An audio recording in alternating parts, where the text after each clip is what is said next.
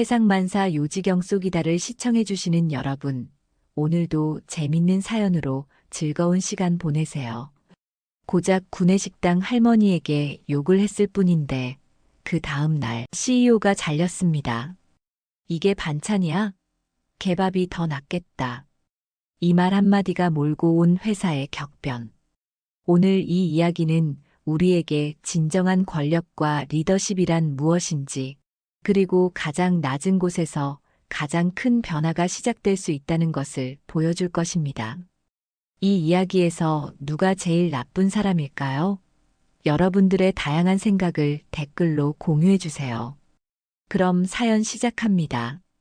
이른 새벽 5시, 회사 구내식당에 불이 켜집니다.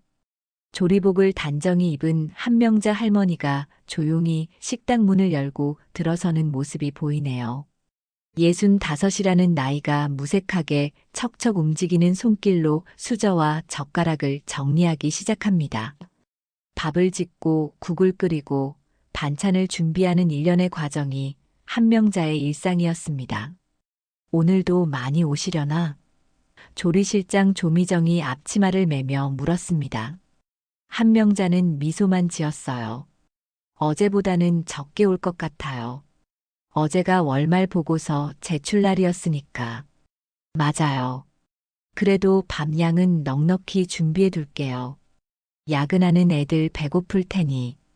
다른 직원들과는 달리 조미정은 한명자의 따뜻한 마음씨를 누구보다 잘 알고 있었습니다.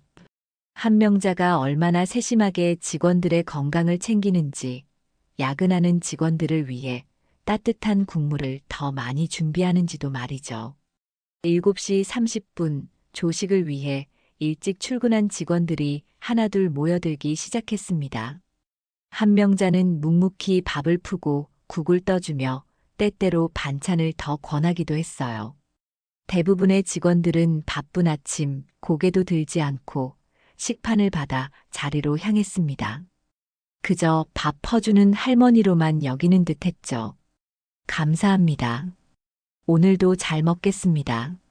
정우찬의 목소리에 한명자의 주름진 눈가가 살짝 펴졌어요. 31살의 정우찬은 입사 3년차 대리였습니다. 매일 아침마다 꼬박꼬박 인사를 건네는 몇 안 되는 직원 중 하나였죠. 오늘은 된장국 맛이 일품이네요. 한명자는 수줍게 웃으며 대답했습니다. 어제 된장을 조금 더 우려냈어요. 요즘 날씨가 쌀쌀해서. 정우찬은 식판을 받아들고 자리로 향했어요. 옆 테이블에서는 몇몇 상무들이 분주하게 아침을 먹으며 회의 자료를 검토하고 있었습니다. 아무도 한명자에게 시선을 주지 않았죠. 그저 당연히 있는 존재, 공기처럼 인식되지 않는 존재일 뿐이었습니다. 점심시간은 언제나 가장 분주한 시간이었어요. 1000명이 넘는 직원들이 한꺼번에 몰려드는 시간이니까요. 한명자는 쉴 새 없이 밥을 퍼담았습니다. 팔이 아프고 허리가 뻐근해도 미소를 잃지 않았죠. 가끔 직원들 사이에 대화가 들려왔어요. 이번 분기 실적 어떻게 될 것 같아? 글쎄, CEO가 무리하게 확장한 다음부터 계속 적자인데. 차유진 과장이랑 CEO가 또 같이 해외 출장 간대. 다들 알잖아. 그거 출장이 아니라. 귓가를 스치는 대화들을 들으며 한명자는 그저 묵묵히 밥을 퍼주기만 했습니다. 그녀의 표정에는 어떤 변화도 없었어요. 마치 아무것도 듣지 못한 것처럼, 보지 못한 것처럼 행동했죠. 하지만 사실 한명자의 눈과 귀는 이 회사의 모든 것을 지켜보고 있었습니다. 그리고 그 모든 것을 기억하고 있었죠. 때때로 누군가 국을 더 달라고 하면 기꺼이 국자를 들었고, 누군가 반찬을 조금만 달라고 하면 정성껏 덜어주었어요. 그녀의 존재는 회사의 거대한 흐름 속에서 작은 물방울 같았습니다. 사라져도 금방 잊힐 존재, 그냥 밥 퍼주는 할머니 정도로만 기억될 존재였죠. 그날도 저녁 시간이 되자 한명자는 남은 음식들을 정리하기 시작했어요. 야근하는 직원들을 위해 따뜻한 국물은 더 오래 데워두었고 김치와 깍두기 같은 반찬도 넉넉히 남겨두었습니다. 그러고는 조용히 생활한복을 갈아입고 집으로 향할 준비를 했어요. 로커룸에서 옷을 갈아입으며 한명자는 문득 작은 거울 속 자신의 모습을 바라보았습니다. 깊게 패인 주름, 하얗게 센 머리, 햇볕에 그을린 피부. 그녀는 자신의 눈을 바라보았어요. 그 눈 속에는 83살의 나이가 무색할 만큼 날카로운 총명함과 강인함이 담겨 있었습니다. 그리고 무언가 오랫동안 숨겨온 비밀 같은 것이 깃들어 있었죠. 이제 곧 한명자는 작은 목소리로 중얼거렸습니다. 그녀의 목소리에는 결의가 담겨 있었어요. 무언가 중요한 결정을 내린 사람의 목소리였죠. 복도를 걸어 나오는 한명자의 발걸음은 가볍고 조용했습니다. 누구도 그녀가 언제 왔다 가는지 관심을 두지 않았어요. 그녀는 마치 투명인간처럼 이 회사의 구석구석을 누비며 모든 것을 지켜보고 있었죠. 그날도 평소와 다를 것 없는 하루가 지나가고 있었습니다. 하지만 그 평화로운 일상이 깨지는 데는 그리 오랜 시간이 필요하지 않았어요. 저녁 8시 대부분의 직원들이 퇴근한 시간. 구내식당은 평소보다 더 조용했습니다. 형광등 몇 개만 켜져 있어 식당 안은 어스름한 분위기를 자아냈어요. 한명자는 혼자 배식대에 서서 남은 음식들을 정리하고 있었습니다. 무거운 국통을 들어 올리려는 그녀의 얼굴에 잠시 피로한 기색이 스쳤어요. 83살의 몸으로 하루 종일 서서 일하는 것은 결코 쉬운 일이 아니었죠. 여기저기 흩어져 앉은 야근 직원들이 피곤한 얼굴로 저녁을 먹고 있었습니다. 몇몇 직원들이 줄을 서 있었지만 이 시간엔 조미정도 이미 퇴근한 후였어요. 한명자 혼자서 남은 직원들의 저녁을 책임지고 있었습니다. 그때 구두굽이 대리석 바닥을 두드리는 소리가 들려왔어요. 똥. 날카로운 소리와 함께 식당의 공기가 팽팽해졌습니다. 식사하던 직원들의 목소리가 일제히 잦아들었고 모든 시선이 한 곳으로 쏠렸어요. 차유진 과장이 화려한 원피스 차림으로 식당에 들어섰습니다. 42살의 차유진은 뛰어난 미모와 함께 회사 CEO인 이태정의 내연녀라는 소문으로 권세를 휘두르는 인물이었어요. 누가 먼저랄 것도 없이 줄 서 있던 직원들이 슬그머니 비켜섰습니다. 아무도 차유진의 길을 막고 싶지 않았어요. 그녀의 눈밖에 나는 순간 회사에서의 입지가 위태로워진다는 것을 모두가 알고 있었죠. 그녀는 당당하게 배식대 앞으로 걸어왔습니다. 늦은 시간이라 반찬이 많이 남아있지 않았어요. 한명자는 조금 움츠러드는 듯한 표정으로 차유진을 맞이했습니다. 늦게 오셔서 반찬이 많이 없어요. 미안해요. 한명자의 작은 목소리가 배식대 너머로 들려왔습니다. 한명자는 조심스럽게 밥을 푸고 국을 떠주었어요. 차유진은 자신의 식판을 내려다보며 코웃음을 쳤습니다. 그녀의 표정에는 노골적인 경멸이 묻어났어요. 이게 반찬이야?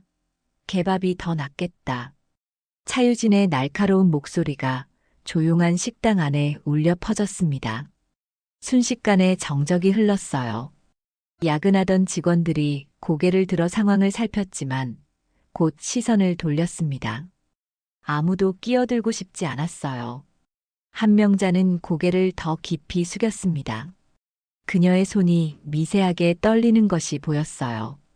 죄송합니다. 내일은 더 신경 쓰겠습니다. 좀 더 드릴까요? 한명자가 국자를 들어 올리며 물었습니다. 차유진의 입꼬리가 비웃듯 올라갔어요. 그녀의 눈빛에는 권력을 휘두르는 사람 특유의 교만함이 서려 있었습니다. 맨날 미안하대. 우리 엄마가 그랬어. 그래서 저런 늙은이만 보면 짜증나. 차유진의 눈에는 한명자가 그저 늙고 무능한 하찮은 존재로 보였어요. 그녀에게 한명자는 인격체가 아닌 그저 방해물에 불과했습니다. 그 말을 끝으로 차유진은 예상치 못한 행동을 했어요. 식판을 그대로 한명자의 가슴에 집어던진 것입니다. 쨍그랑. 식판이 부딪히는 소리와 함께 뜨거운 국물이 한명자의 생활한복을 적셨습니다. 밥알과 반찬이 바닥으로 흩어졌어요. 순간적으로 모든 시선이 그 광경에 고정되었습니다. 한명자의 얼굴이 창백해졌지만 그녀는 아무 말도 하지 못했어요. 그저 충격에 얼어붙은 채로 있었죠. 이 나이에 일은 왜 해? 집에나 있지. 방해만 돼. 차유진의 말이 떨어지기도 전에 식당 한쪽에서 의자가 끌리는 소리가 들렸습니다. 한 남자가 자리에서 일어났어요. 정우찬이었습니다. 그의 얼굴에는 분노와 결의가 서려 있었어요. 그건 너무하신 거 아닙니까?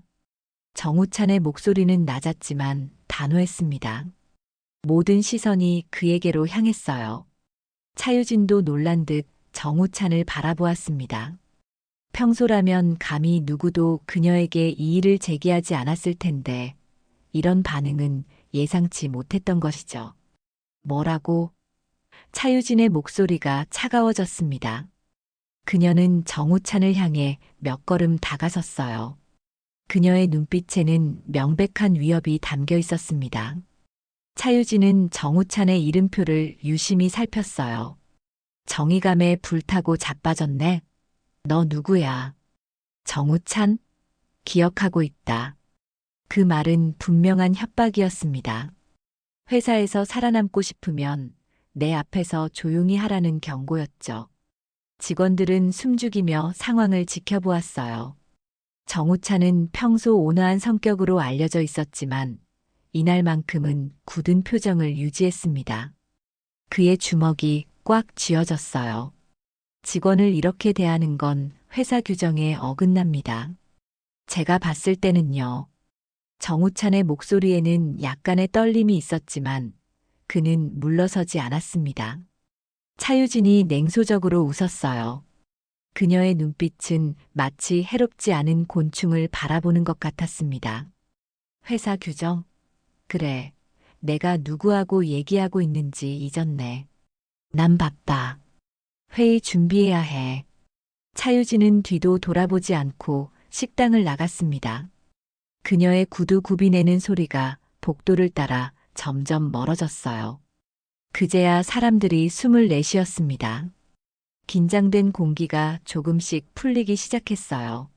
한명자는 무릎을 꿇고 바닥에 흩어진 밥알과 반찬을 주워 담기 시작했습니다. 떨리는 손으로 수건을 꺼내 국물을 닦던 그 모습이 정우찬의 가슴을 아프게 했어요. 그는 다가가 무릎을 꿇고 함께 정리하기 시작했습니다. 괜찮으세요? 정우찬이 조용히 물었습니다. 한명자는 미소를 지으려 했지만 그 미소가 너무 떨리고 있었어요.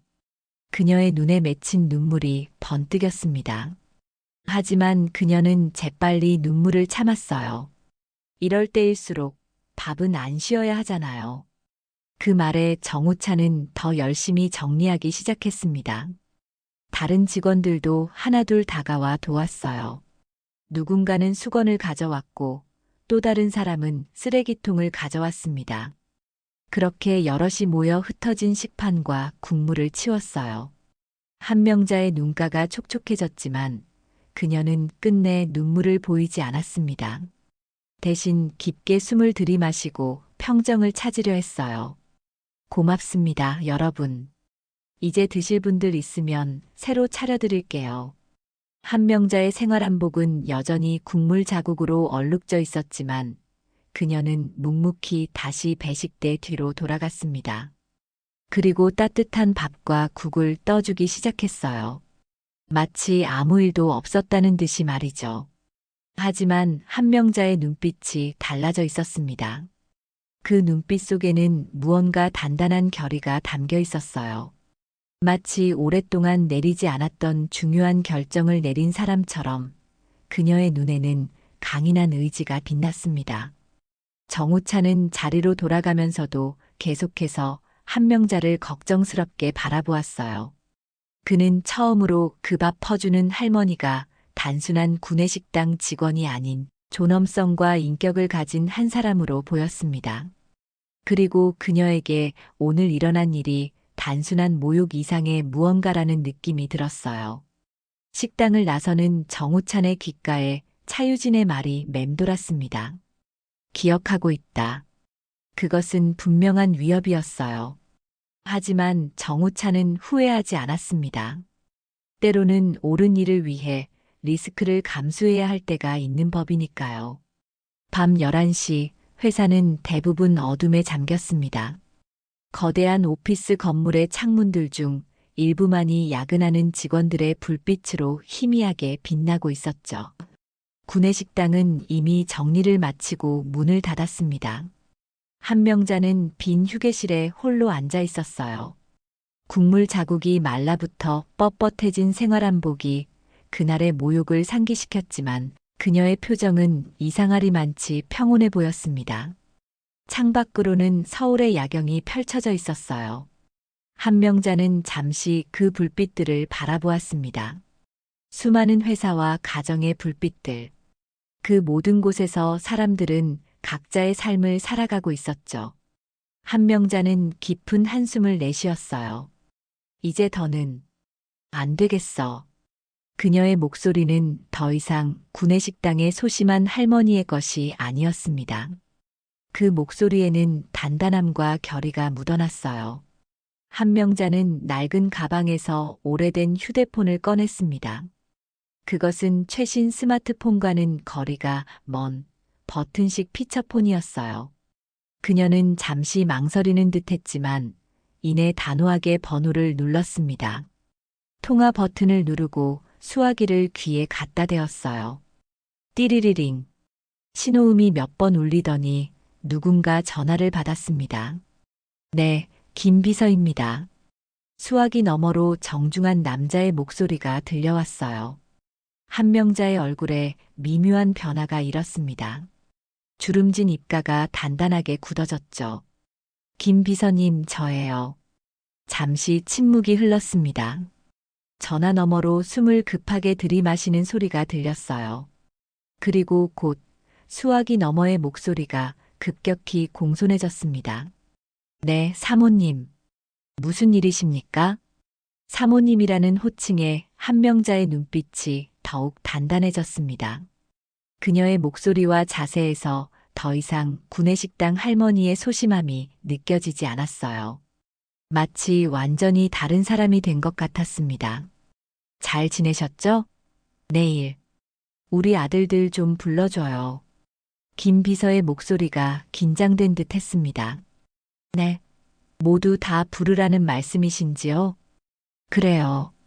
이태정이랑 이태민이 둘 다. 그리고 사회이사들도요. 10시에 이사회실에서 만나요. 김 비서의 목소리가 더욱 긴장되었습니다. 알겠습니다, 사모님. 하지만 이태민 이사님은 현재 미국에 계신데 한명자가 단호하게 말을 끊었습니다. 비행기 타면 올 수 있죠. 김 비서도 20년 넘게 이 회사에 있었으니 내가 어떤 사람인지 알 거예요. 내가 직접 나서야겠다고 생각했다면 그만한 일이 있다는 거죠. 김 비서의 목소리가 더 낮아졌습니다. 혹시 어제 일과 관련이 있습니까? 한명자의 눈이 날카롭게 빛났습니다. 어제 일이라니요? 아, 아닙니다. 제가 착각했습니다. 김 비서가 황급히 말을 돌렸어요. 한명자는 깊은 숨을 들이마셨습니다. 김 비서, 당신은 우리 회사가 어떻게 시작됐는지 알죠? 내가 왜 구내식당에 있었는지도요? 네, 사모님. 김 비서의 목소리가 작아졌습니다. 그럼 내가 왜 지금 전화했는지도 알겠네요. 김 비서는 더 이상 반문하지 않았어요. 네, 사모님. 당장 연락드리겠습니다. 통화가 끝났고 한명자는 휴대폰을 가방에 다시 넣었습니다. 그녀는 피로해 보였지만 동시에 무언가 끝장을 보겠다는 듯한 결연한 표정이었어요. 창밖으로 보이는 서울의 야경이 빌딩 숲을 밝히고 있었습니다. 한명자는 그 불빛들을 바라보며 깊은 생각에 잠겼어요. 이 정도면 충분히 참았지. 혼잣말처럼 중얼거리는 한명자의 목소리에는 깊은 상처와 결단이 함께 묻어났습니다. 그녀는 휴게실에 불을 끄고 복도로 나왔습니다. 어두운 복도를 걸으며 그녀의 머릿속은 지난 20년의 기억으로 가득 찼어요. 남편 이승호와 함께 이 회사를 설립하던 날, 첫 사무실에 출근하며 느꼈던 희망과 설렘, 남편이 갑작스럽게 세상을 떠났을 때의 충격과 슬픔, 그리고 아들 이태정이 회사를 맡게 되었을 때의 기대와 우려. 그날 이후 한명자는 스스로 뒤로 물러났습니다. 아들이 자유롭게 회사를 이끌 수 있도록, 그리고 어머니의 그늘에서 벗어나 자신만의 경영 스타일을 만들어갈 수 있도록 도운 것이었죠. 하지만 그녀는 완전히 떠나지 않았습니다. 대신 구내식당 직원으로 신분을 바꿔 매일 회사에 출근했어요. 아무도 그녀가 회사의 공동 창립자이자 현 CEO의 어머니라는 사실을 알지 못했죠. 수년 동안 한명자는 자신이 세운 회사를 식당에서 지켜봐왔습니다.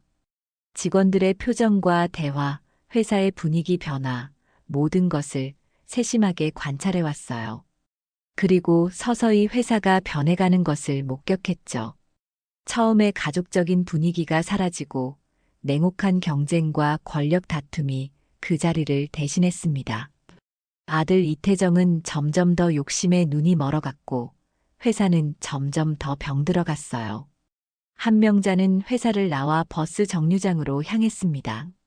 경비원이 공손하게 인사를 건넸어요. 할머니, 오늘도 수고하셨습니다. 이렇게 늦었는데 조심해서 가세요.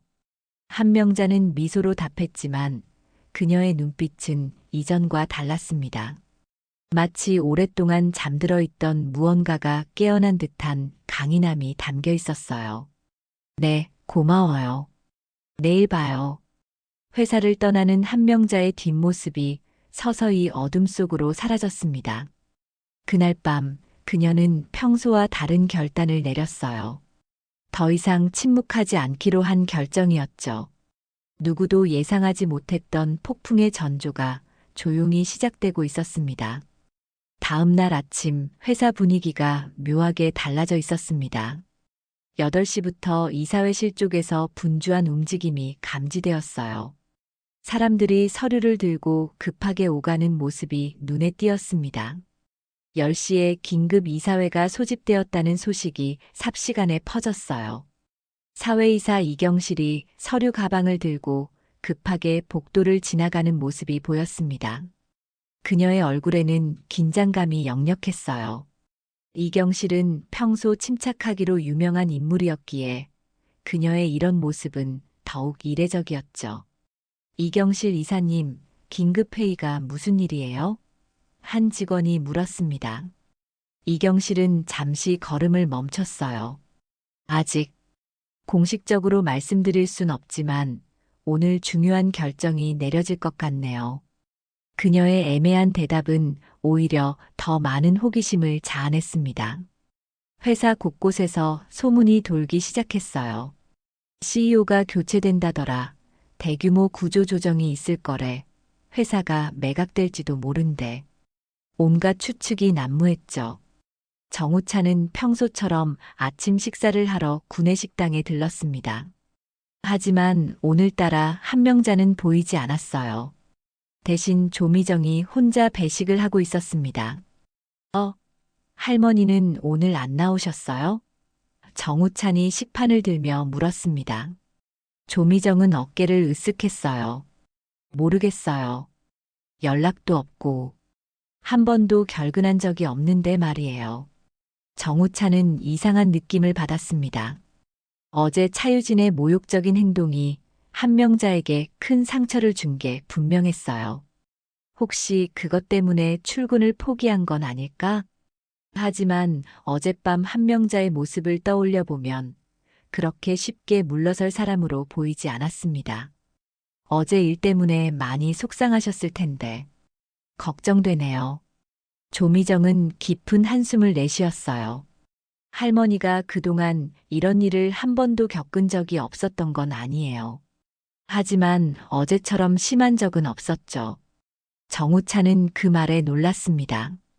이전에도 이런 일이 있었다고요? 직원들 중에 할머니를 무시하거나 함부로 대하는 사람들이 가끔 있었어요. 특히 직급이 높은 사람들 중에서요. 하지만 할머니는 항상 미소로 넘기셨어요. 밥 퍼주는 사람은 눈에 띄지 않아야 해라고 말씀하시곤 했죠. 정우차는 속으로 생각했습니다. 왜 그렇게 참으셨을까? 그것은 단순히 나이 든 사람의 체념은 아닌 것 같았어요. 무언가 다른 이유가 있을 것 같았죠. 식사를 마치고 사무실로 향하던 정우차는 복도 끝에서 낯선 광경을 목격했습니다. 정장을 갖춰 입은 한 여성이 이사회실 쪽으로 걸어가고 있었어요. 그녀의 걸음걸이는 당당했고 등이 곧게 펴져 있었습니다. 순간 정우찬의 발걸음이 멈췄어요. 그 뒷모습이 어딘가 익숙했습니다. 머리를 틀어 올린 단정한 모습이었지만 그 걸음걸이는 분명 한명자 할머니. 정우찬은 자신의 눈을 의심했습니다. 구내식당에서 생활한복을 입고 밥을 푸르던 그 할머니가 지금 비즈니스 정장을 입고 이사회실로 향하고 있었어요. 그것도 마치 그곳이 너무나 익숙한 듯한 자연스러운 걸음걸이로 말이죠. 호기심에 정우차는 한명자를 따라가 보기로 했습니다.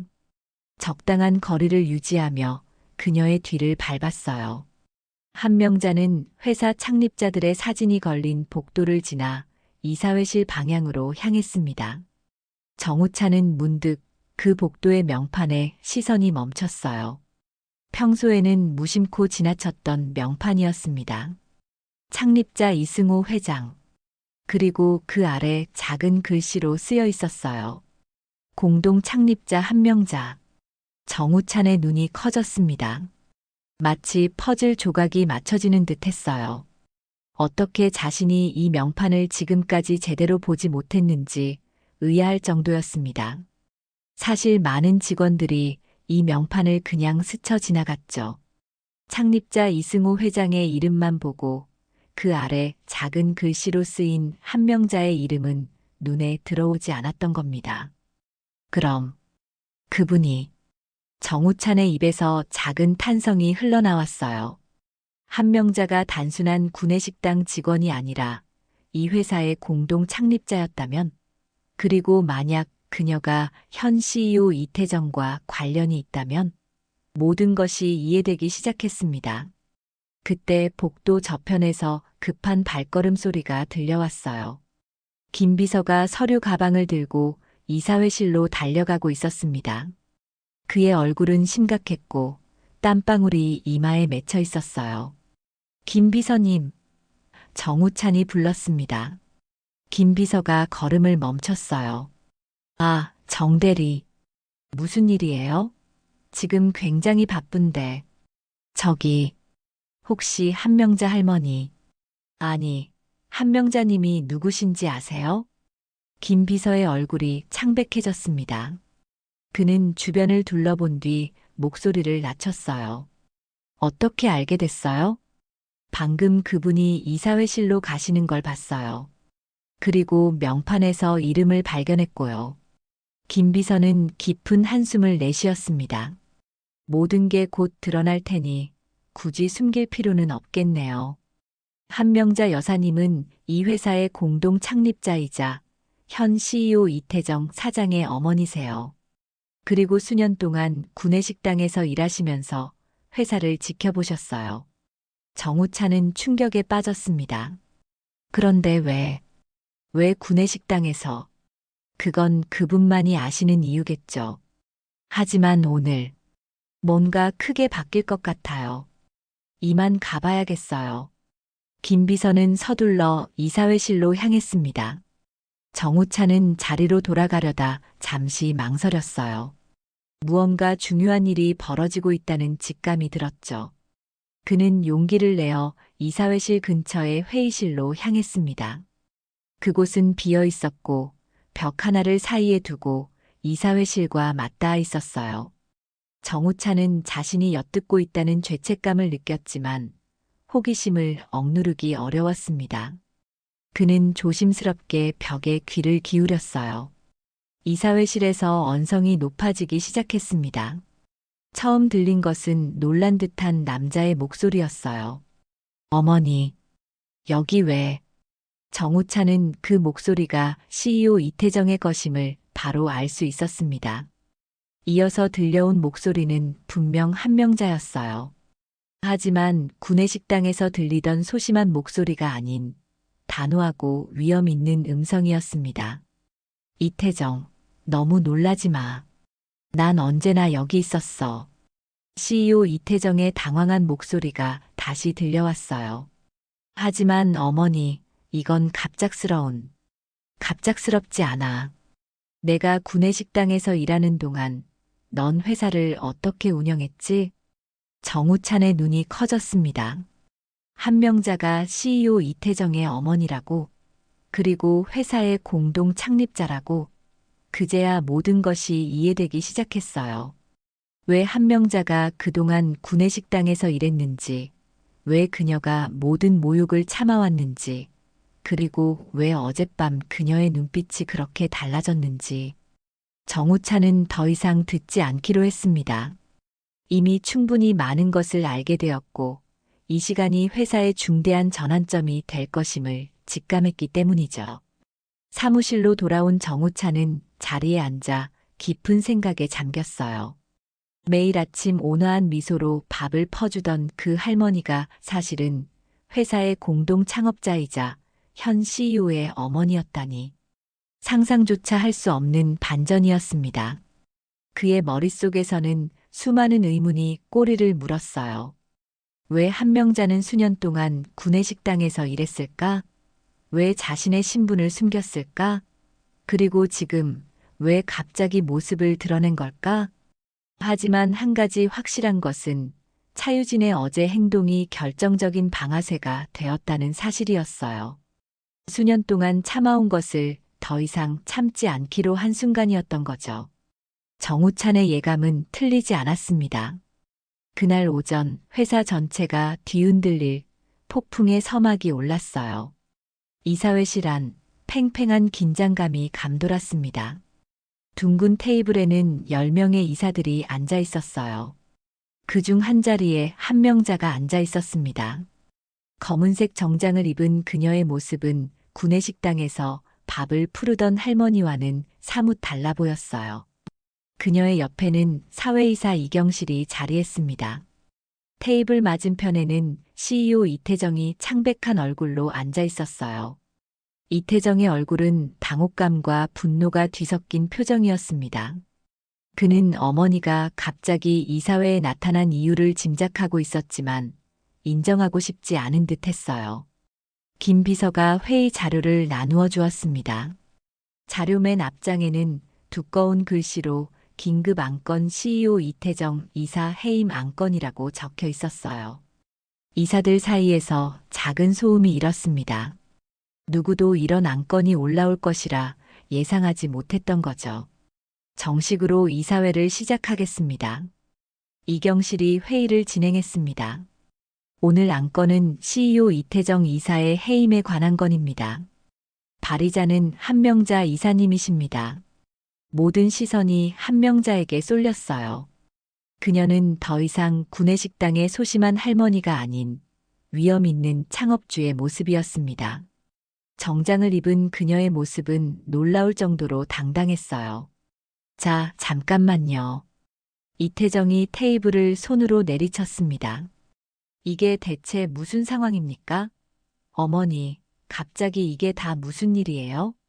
한명자는 침착하게 이태정을 바라보았습니다. 그녀의 눈에는 깊은 실망과 결의가 함께 담겨 있었어요. 아들아, 내가 CEO가 된 지 10여 년이 됐구나. 그동안 내가 회사를 어떻게 이끌어왔는지 봤어. 이태정의 얼굴이 붉어졌습니다. 무슨 말씀이세요? 저는 회사를 성장시켰어요. 매출은 5배 늘었고, 이 회사 아버지와 내가 세웠지. 한 명자가 단호하게 말을 끊었어요. 근데 넌 욕심으로 다 망가뜨렸더라. 이사회실이 조용해졌습니다. 한 명자의 말에는 무게가 실려 있었어요. 그녀는 자료를 펼쳤습니다. 내가 수년 동안 구내식당에서 일하면서 본 건 직원들이 점점 지쳐가는 모습이었어. 한 명자의 목소리는 단호했어요. 너는 실적만 쫓아 직원들을 기계처럼 대했지. 우리가 처음 이 회사를 세울 때의 가치는 어디 갔니? 한 명자의 말에 이사들 몇몇이 고개를 끄덕였습니다. 오랫동안 회사에 있었던 임원들은 회사의 문화가 어떻게 변해왔는지 알고 있었어요. 김 비서가 다른 자료를 나누어 주었습니다. 그것은 회사의 재무 상태와 직원 만족도 조사 결과였어요. 수치는 모두 하락세를 보이고 있었습니다. 매출은 늘었을지 모르지만 순이익은 3년째 감소하고 있어. 한 명자가 자료를 가리켰어요. 무리한 확장으로 회사 재정이 위험해졌어. 그리고 그 과정에서 직원들은 희생됐지. 한 명자는 천천히 일어나 창가로 걸어갔습니다.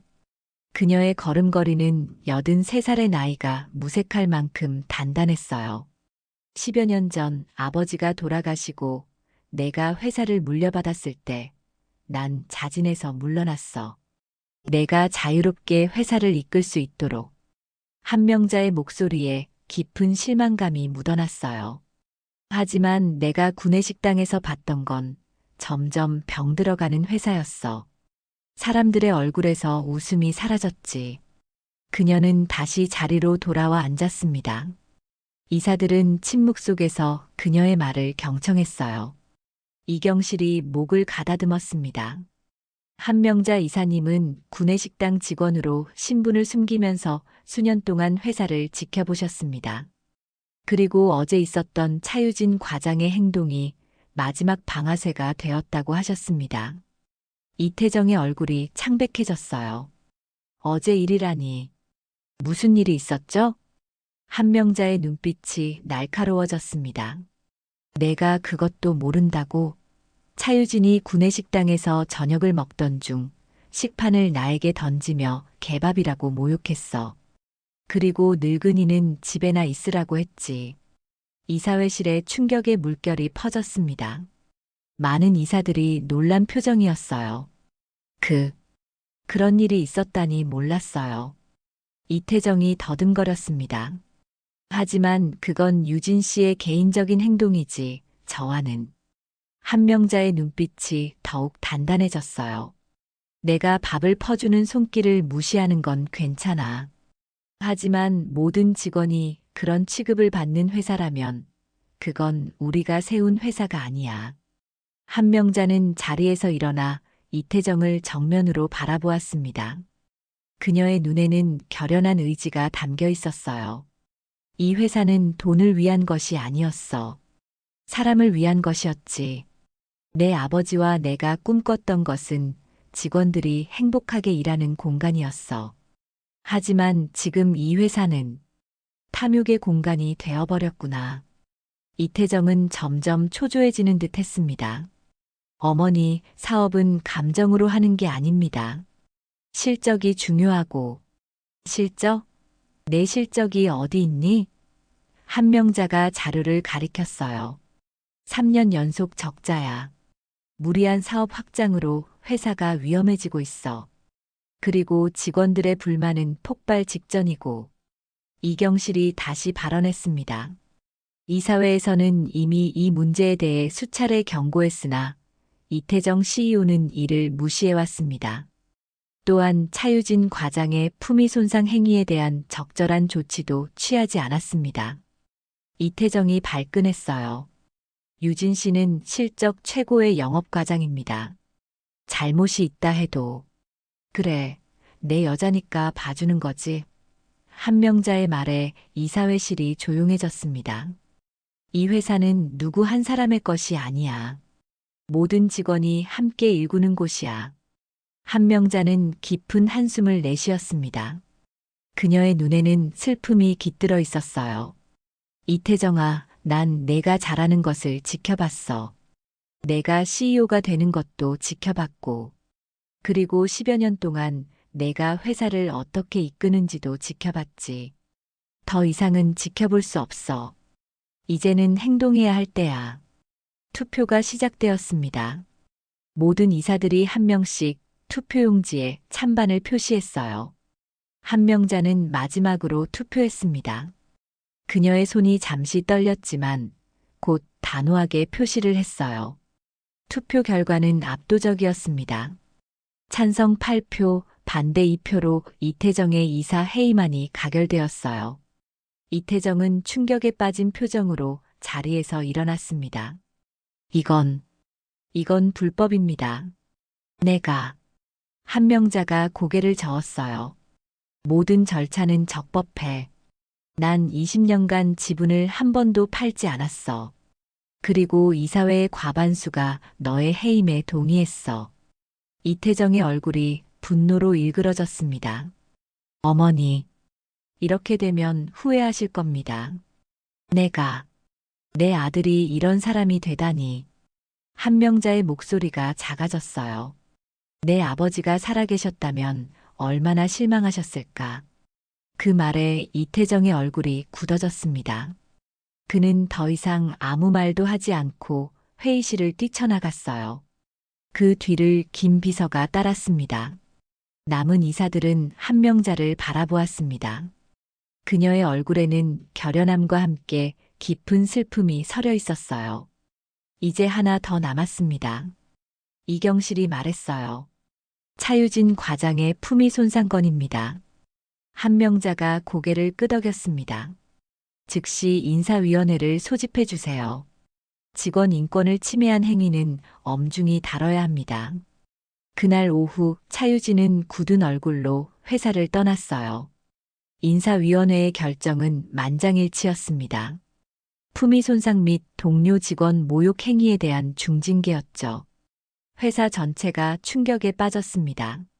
아침에는 CEO였던 이태정이 오후에는 자리에서 물러났고 권력을 휘두르던 차유진도 떠났어요. 그리고 구내식당에서 묵묵히 밥을 푸르던 할머니가 사실은 회사의 공동 창업자였다는 사실이 회사 전체에 알려졌습니다. 정우차는 그날의 소식을 믿기 어려웠어요.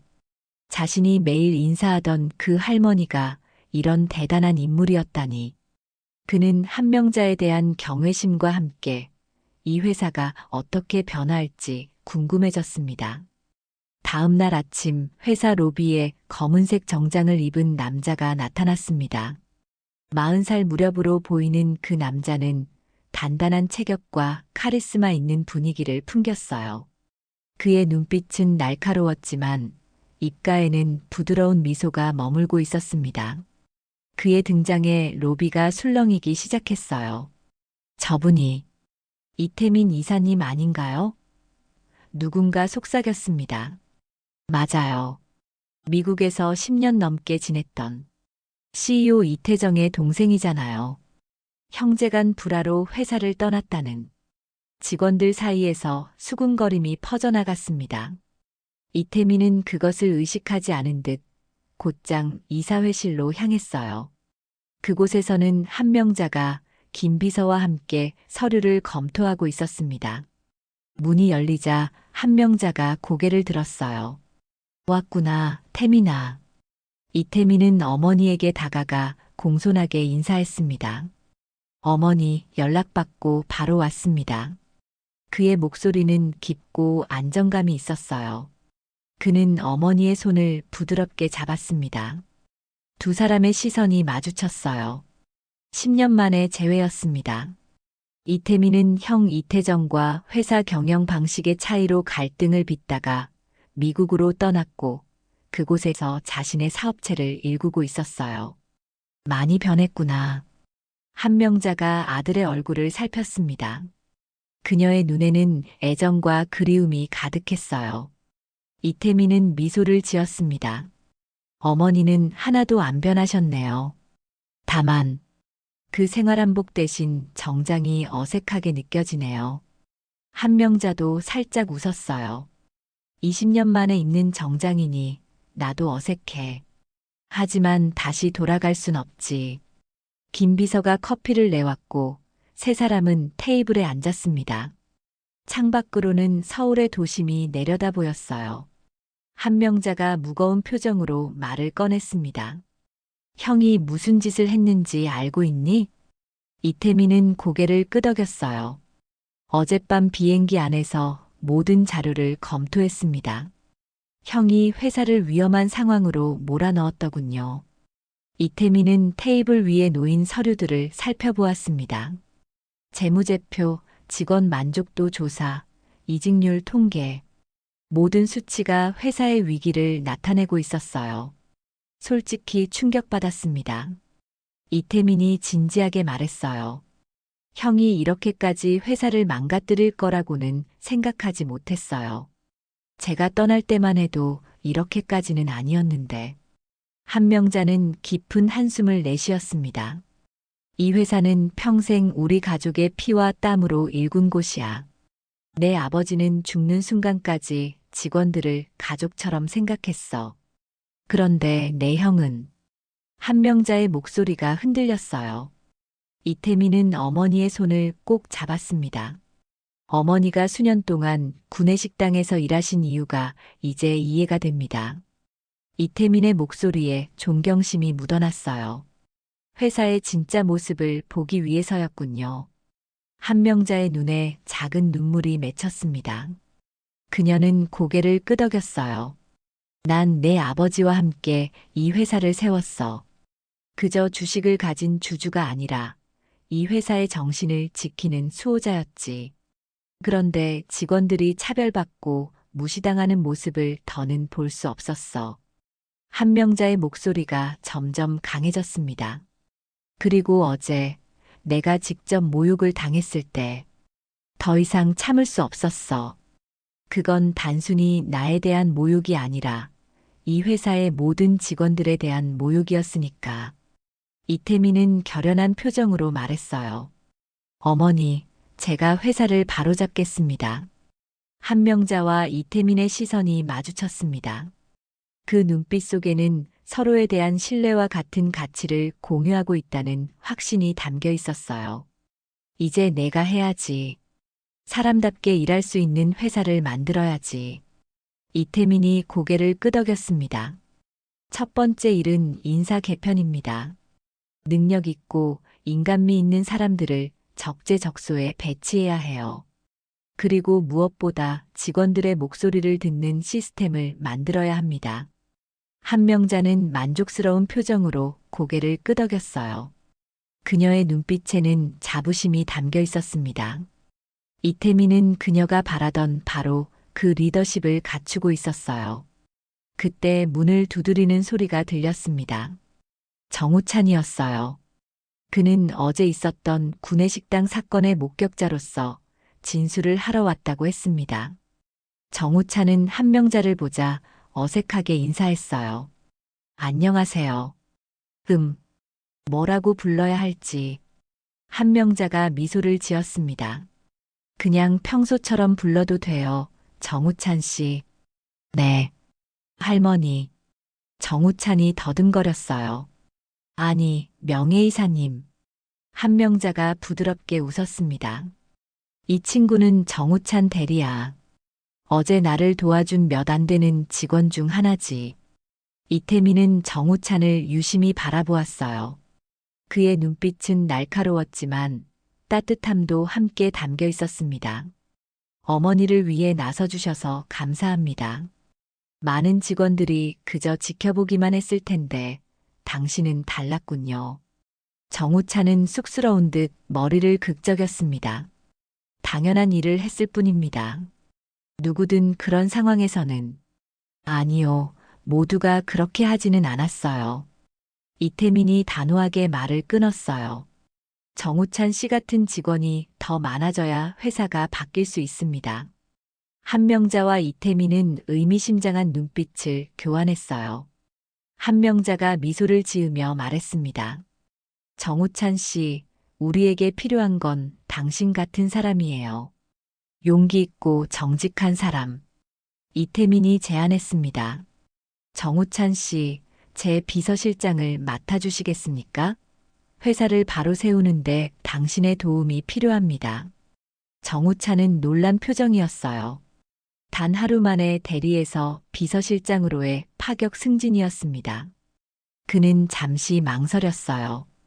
갑작스러운 제안에 당황한 기색이 역력했죠. 저는 아직 경험이 부족하고 경험보다 중요한 건 가치관입니다. 이태민이 단호하게 말했어요. 정우찬 씨는 어제 행동으로 자신의 가치관을 증명했습니다. 나머지는 함께 배워나가면 됩니다. 정우찬은 잠시 생각에 잠겼어요. 그의 눈빛에 결연함이 서렸습니다. 제가 할 수 있는 일이라면 기꺼이 돕겠습니다. 한명자가 따뜻한 미소를 지었어요. 고마워요, 정우찬 씨. 이 회사를 다시 세우는데 당신의 도움이 필요할 거예요. 그날 오후 이사회에서는 이태민의 CEO 선임안이 만장일치로 통과되었습니다. 한명자는 명예이사직을 수락했고 정우찬은 비서실장으로 공식 임명되었어요. 회사 곳곳에서는 변화의 바람이 불기 시작했습니다. 직원들 사이에서는 밥 퍼주던 할머니가 사실은 창업자였다는 이야기가 퍼져나갔고 많은 이들이 한명자에 대한 존경심을 갖게 되었어요. 이태민은 취임 첫날 전 직원 앞에서 이렇게 선언했습니다. 우리 회사는 이제 다시 시작합니다. 사람이 중심이 되는 회사로 모든 직원이 존중받는 회사로 거듭나겠습니다. 그리고 무엇보다 우리가 어디서 시작했는지 기억하겠습니다. 구내식당에서 밥을 퍼주며 수년 동안 이 회사를 지켜보신 어머니의 가르침을 잊지 않겠습니다. 그의 말에 큰 박수가 터져 나왔어요. 직원들의 얼굴에는 오랜만에 희망의 빛이 돌아오기 시작했습니다. 변화의 시작이었죠. 석 달이 지났습니다. 회사 분위기는 완전히 달라졌어요. 이태민의 리더십 아래 회사 전반에 걸친 개혁이 진행되었습니다. 가장 먼저 시작된 것은 소통 시스템의 개선이었어요.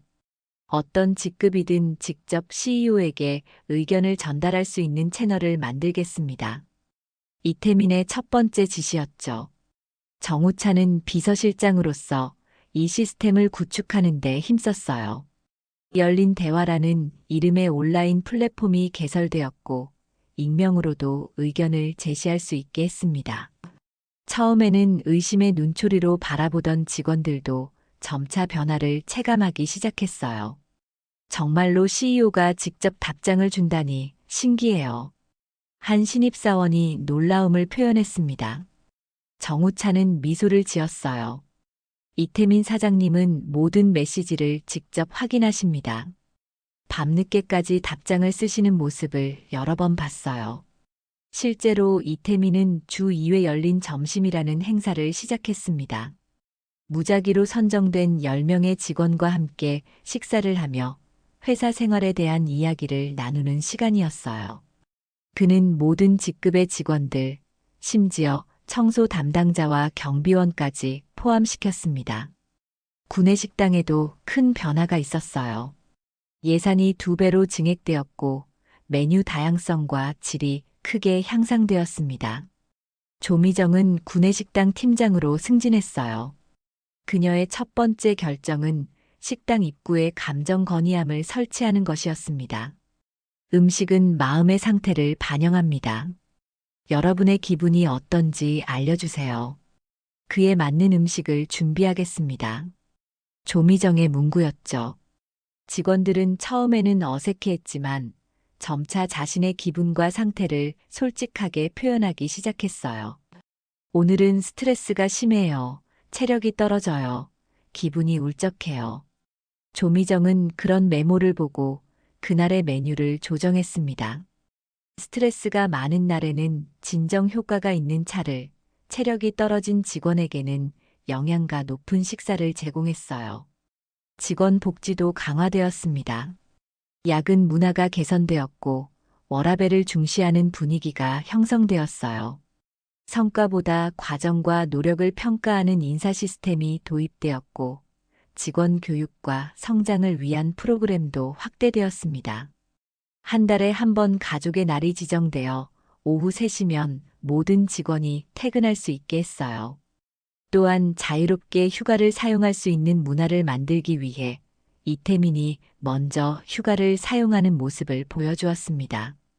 CEO가 휴가를 쓰면 우리도 눈치 보지 않고 쓸 수 있겠죠?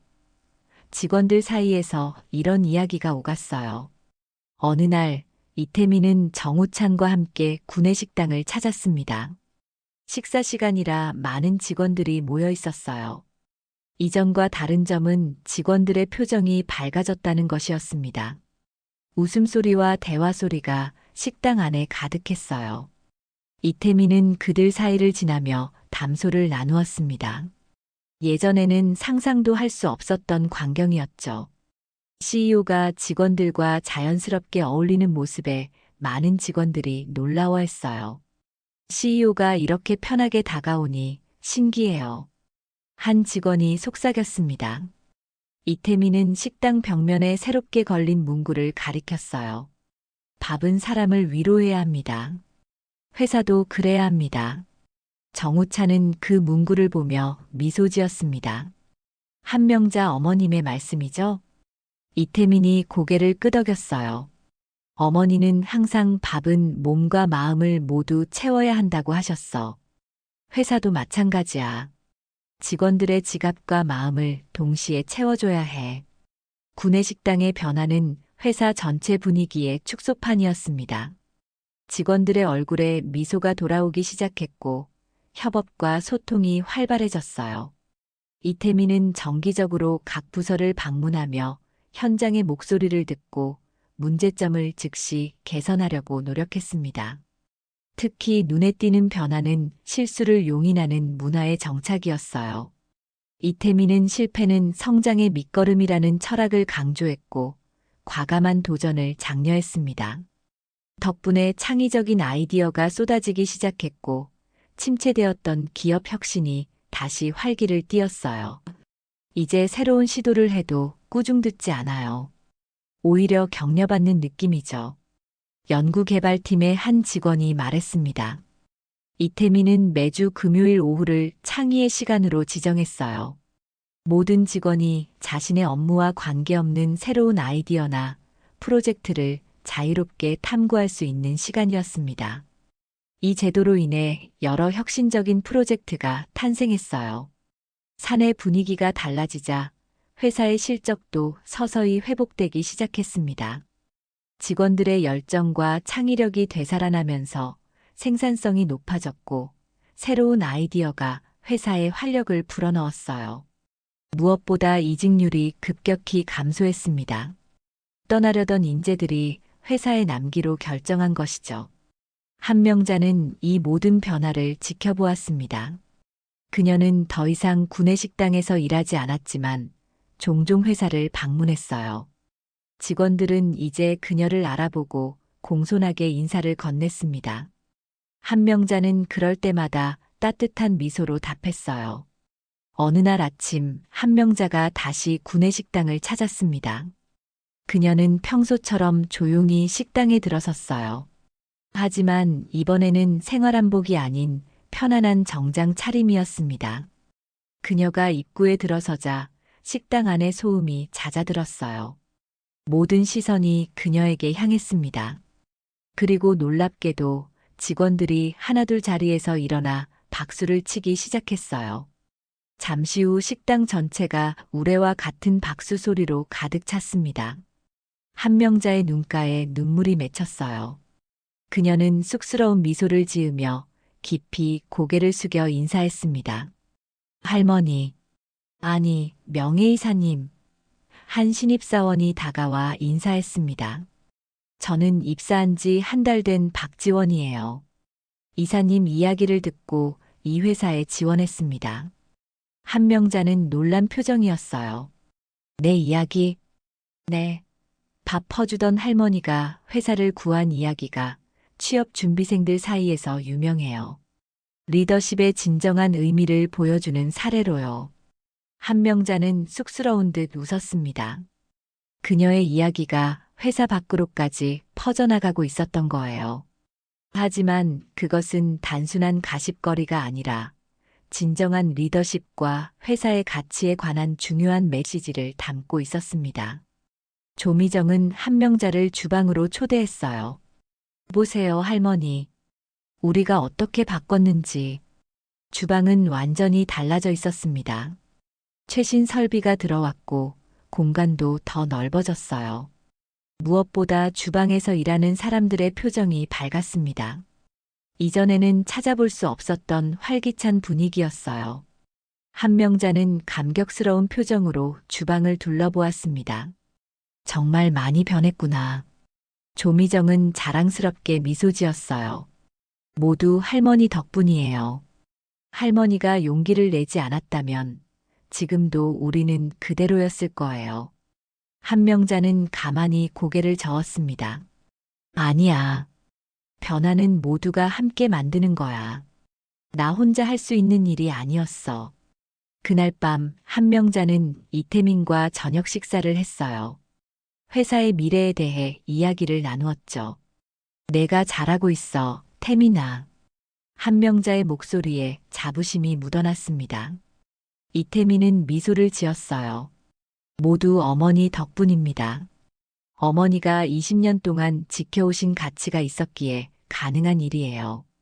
한 명자는 창밖으로 보이는 도시의 불빛을 바라보았습니다. 내 아버지가 살아계셨다면 정말 자랑스러워 하셨을 거야. 그녀의 눈에 눈물이 맺혔어요.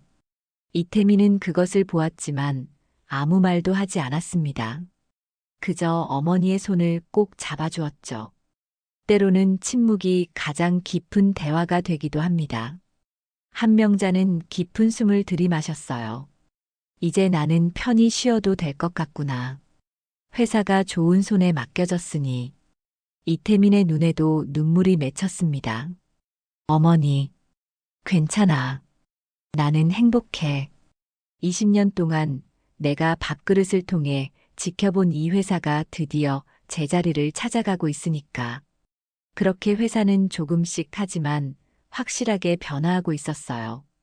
과거의 잘못된 관행들이 사라지고 새로운 가치와 문화가 자리 잡아가고 있었습니다. 그 중심에는 언제나 사람이 있었어요. 한 명자가 20년 동안 지켜온 그 가치 말이죠. 그리고 변화의 시작은 단 한 사람의 용기에서 비롯되었습니다. 더 이상 침묵하지 않기로 한 여인의 결단이 수천 명의 직원들의 삶을 바꾸어 놓은 것이었어요. 1년이 지났습니다. 회사는 완전히 달라져 있었어요. 매출은 서서히 회복되기 시작했고 직원 만족도는 업계 최고 수준을 기록했습니다. 일하고 싶은 회사 순위에서도 상위권에 올랐죠. 무엇보다 직원들의 얼굴에 웃음이 돌아온 것이 가장 큰 변화였습니다. 아침 8시 구내식당에는 여전히 조식을 찾는 직원들로 붐볐습니다. 조미정이 따뜻한 국밥을 떠주고 있었어요. 그녀 옆에는 젊은 조리사들이 열심히 일하고 있었습니다. 식당은 이전보다 훨씬 밝고 따뜻한 분위기였어요. 벽면에는 직원들이 직접 그린 그림들과 감사 메시지가 가득했습니다. 오늘도 잘 먹겠습니다. 정우찬이 식판을 받으며 웃었어요. 이제 그는 비서실장에서 기획실장으로 자리를 옮겼습니다. 회사의 핵심 전략을 수립하는 중요한 위치였죠. 정우찬의 식판에는 평소보다 더 많은 반찬이 담겨 있었습니다.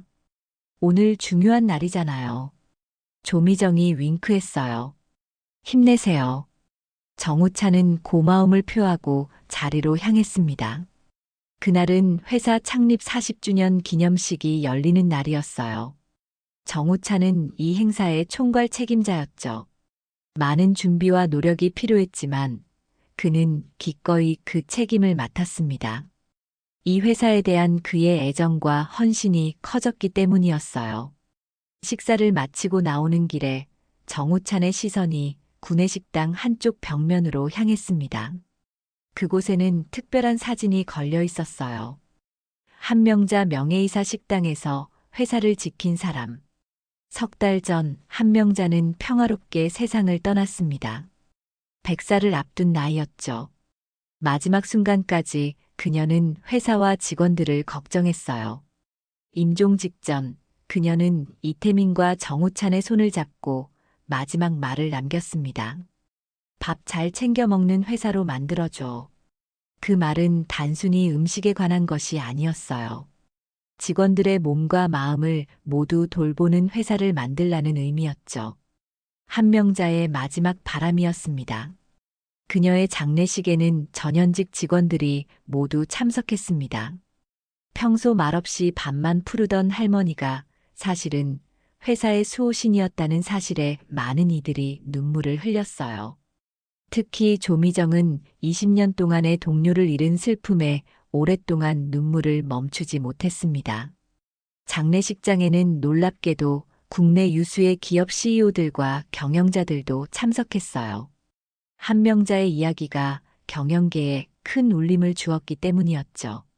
밥 퍼주는 할머니의 리더십은 많은 기업들이 배우고 싶어하는 사례가 되었습니다. 정우찬은 한명자의 사진 앞에서 잠시 생각에 잠겼어요. 할머니가 계셨다면 오늘 행사를 얼마나 좋아하셨을까. 그는 그녀의 미소를 떠올렸습니다. 따뜻하고 포근한, 그러나 내면에는 단단한 의지가 담긴 그 미소를 말이죠. 오전 10시 대강당에서는 창립 기념식이 시작되었습니다. 이태민 CEO의 기념사가 이어졌어요. 오늘 우리가 이렇게 40주년을 맞이할 수 있는 것은 누군가의 묵묵한 헌신과 사랑이 있었기 때문입니다. 어머니께서는 20년 동안 구내식당에서 밥을 푸르며 회사의 심장박동을 지켜보셨습니다. 직원들의 웃음이 사라질 때, 정의가 무너질 때, 우리 회사의 가치가 흔들릴 때, 그때 어머니는 용기 있게 나서셨습니다. 이태민의 목소리가 잠시 떨렸어요. 그는 깊은 숨을 내쉬고 계속했습니다. 어머니께서는 자신을 드러내지 않고 가장 낮은 자리에서 회사를 지키셨습니다. 그것이 진정한 리더의 모습이라고 생각합니다. 오늘 우리는 그 가르침을 기억하며 앞으로도 사람 중심의 회사를 만들어 나가겠습니다. 이태민은 무대 뒤편을 향해 손짓했어요. 커다란 천이 내려오며 새로운 회사 비전이 공개되었습니다. 사람을 위로하는 회사. 단순하지만 강력한 메시지였어요. 그 아래에는 작은 글씨로 한명자 창업자의 유산이라고 쓰여 있었습니다. 참석한 모든 사람들이 기립박수를 보냈어요. 행사가 끝난 후 직원들은 특별히 마련된 기념 식사를 즐겼습니다. 그날의 메뉴는 한명자가 가장 좋아했던 된장국과 갓 지은 흰 쌀밥이었어요. 모든 테이블에는 작은 카드가 놓여 있었습니다. 밥은 사람을 위로합니다. 회사도 그래야 합니다. 정우찬은 자신의 자리에 앉아 식사를 시작했어요. 옆자리에는 이태민이 있었습니다. 어머니가 계셨다면 정말 좋아하셨을 거예요. 정우찬이 말했습니다. 이태민은 미소를 지었어요. 어머니는 지금도 우리와 함께 계세요. 우리가 매일 먹는 밥 속에, 우리가 나누는 대화 속에, 우리가 만드는 변화 속에. 두 사람은 잠시 침묵 속에서 식사를 이어갔습니다. 창밖으로 보이는 서울의 하늘은 맑고 푸르렀어요. 마치 한명자의 맑은 영혼이 내려다보고 있는 것 같았습니다. 식사가 끝난 후 정우찬은 구내식당으로 향했어요. 이제는 거의 비어있는 식당에서 그는 한명자가 항상 서 있던 배식대 자리에 섰습니다. 그곳에서 바라보는 식당의 풍경은 어떨까 궁금했던 거죠. 놀랍게도 그 자리에서 보는 시야는 식당 전체를 볼 수 있었어요. 어느 테이블에 누가 앉아 있는지, 누가 웃고 있는지, 누가 힘들어 보이는지, 모든 것이 한눈에 들어왔습니다. 한명자는 이곳에서 20년 동안 모든 것을 지켜보았던 거예요. 이제 알겠네요. 할머니가 왜 이 자리를 선택하셨는지. 정우찬이 중얼거렸습니다. 조미정이 다가왔어요. 정우찬 씨, 이 자리는 정말 특별해요. 할머니는 여기서 모든 것을 보셨어요. 그리고 모든 사람을 기억하셨죠. 누가 무슨 반찬을 좋아하는지, 누가 오늘 기분이 안 좋아 보이는지. 할머니는 다 알고 계셨어요. 정우찬은 깊이 감동받았습니다. 진정한 리더십이란 이런 것이 아닐까요? 모든 사람을 보고 기억하고 돌보는 것. 높은 자리에서 명령하는 것이 아니라 낮은 자리에서 섬기는 것. 회사는 계속해서 성장했고 한 명자의 이야기는 리더십의 전설로 남았어요. 밥 퍼주던 할머니가 회사를 구한 이야기는 경영학 수업에서도 다뤄지는 사례가 되었습니다. 여러 기업에서 임원들을 주기적으로 현장 체험을 보내기 시작했고 한명자 프로그램이라 불리는 리더십 훈련도 생겨났죠. 그러나 정작 한명자 자신은 그런 명성을 바라지 않았을 거예요. 그녀는 그저 옳은 일을 했을 뿐이니까요. 20년 동안 묵묵히 자신의 자리를 지키다가 더 이상 침묵할 수 없는 순간에 목소리를 높인 것뿐이었습니다. 진짜 리더는 가장 높은 자리가 아니라 가장 낮은 자리에서 사람을 지키는 사람입니다. 한명자는 그 진리를 자신의 삶으로 보여주었어요. 그리고 그 가르침은 밥처럼 사람들의 마음을 따뜻하게 채워주었습니다.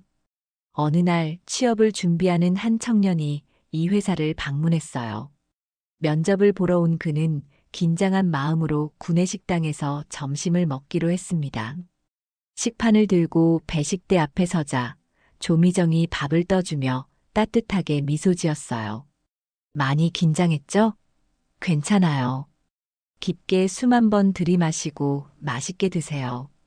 밥 한 끼가 용기를 줄 테니까요. 청년은 놀랐지만 고맙게 식사를 받았습니다. 식판을 들고 자리로 향하던 중 그는 벽에 걸린 한명자의 사진을 발견했어요. 사진 아래에는 이런 글이 쓰여 있었습니다. 당신의 가치는 당신이 가진 직함이 아니라 당신이 나누는 밥그릇에 있습니다. 청년은 그 말의 의미를 깊이 생각하며 식사를 했어요. 그리고 면접장에 들어갔을 때 그는 이전과는 다른 마음가짐을 가지고 있었습니다. 단순히 좋은 직장을 구하는 것이 아니라 자신이 어떤 가치를 나눌 수 있을지 생각하게 된 것이죠. 오늘도 회사 구내식당에서는 따뜻한 국밥이 준비되고 있습니다. 그 속에는 한명자의 사랑과 지혜가 담겨 있어요. 밥 한 그릇이 단순한 음식이 아니라 사람을 향한 배려와 존중의 상징이 된 것처럼 회사도 단순한 돈벌이 수단이 아닌 사람들의 꿈과 희망이 자라는 터전이 되었습니다. 그것이 바로 한명자가 남긴 진정한 유산이었어요.